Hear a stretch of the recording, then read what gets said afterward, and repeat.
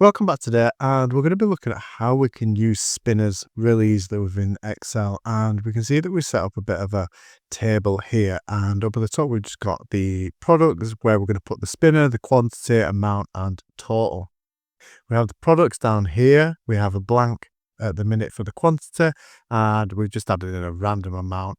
And in this part here in the F column, we have a little bit of a formula already. So we're going to take the quantity and then we're going to times it by the amount, which should give us the total.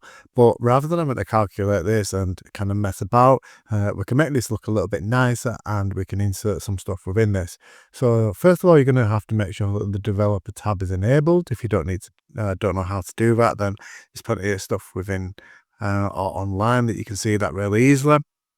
And once you've clicked onto that, we're going to go and we're going to insert this first spinner that we have here. So we can click and just drag it into that first part where we want it, and we can see that we've now inserted it. So from here, we can right click onto it and we're just going to format this control that we have.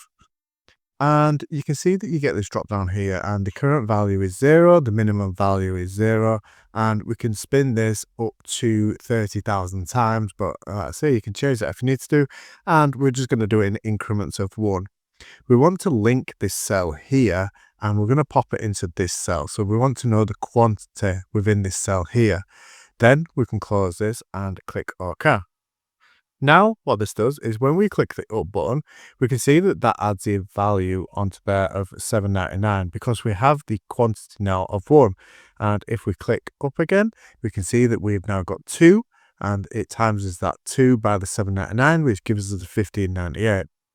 And now what could happen with this is if we were to repeat this process and we were to copy these down here, and we will then link them as we need to do. And as you put multiple ones in, you always need to make sure that you go back into the control and just make sure that you change that cell over to where it needs to be. So so we can format the control there, we can pop that onto there and press OK, and then we can put this in, format the control, put that into there, and then press OK.